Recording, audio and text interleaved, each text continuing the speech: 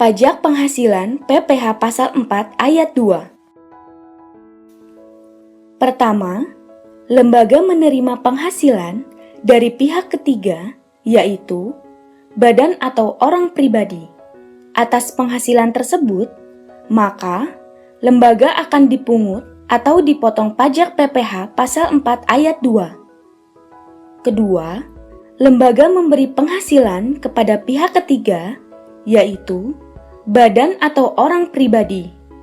Atas penghasilan tersebut, maka lembaga wajib memungut atau memotong pajak PPh Pasal 4 Ayat 2. Penghasilan apa saja yang dipungut dan berapa tarifnya? Objek pajak PPh Pasal 4 Ayat 2 yang umumnya terdapat di lembaga nirlaba adalah tarif PPh Pasal 4 Ayat 2 terdiri dari 3 jenis, yaitu 1. Bunga deposito, tabungan, obligasi, dan transaksi derivatif dikenakan tarif sebesar 20%. 2. Persewaan tanah dan atau bangunan dikenakan tarif 10%. 3. PP 46 tentang pengusaha dengan penghasilan tertentu dikenakan tarif 1%.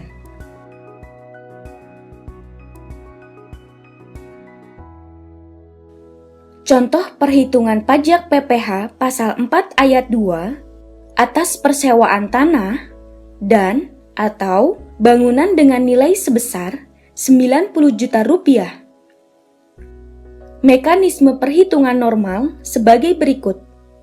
Yayasan Bina Bangsa membayar sewa kantor kepada Tuan Amir sebesar 90 juta rupiah.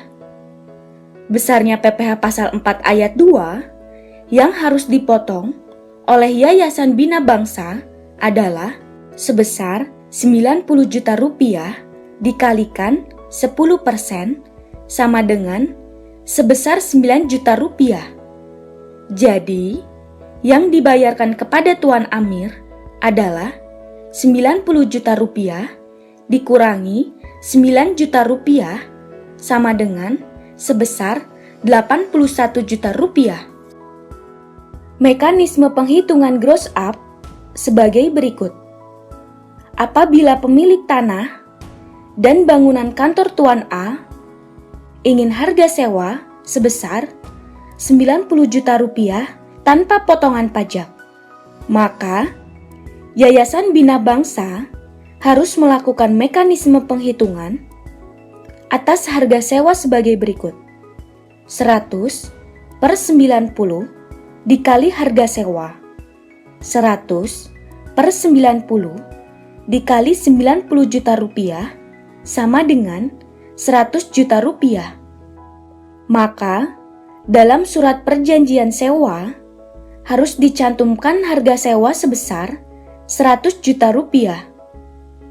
Yayasan akan mencatat dalam pembukuan harga sewa sebesar 100 juta rupiah dan memotong PPh Pasal 4 Ayat 2 sebesar 10 juta rupiah.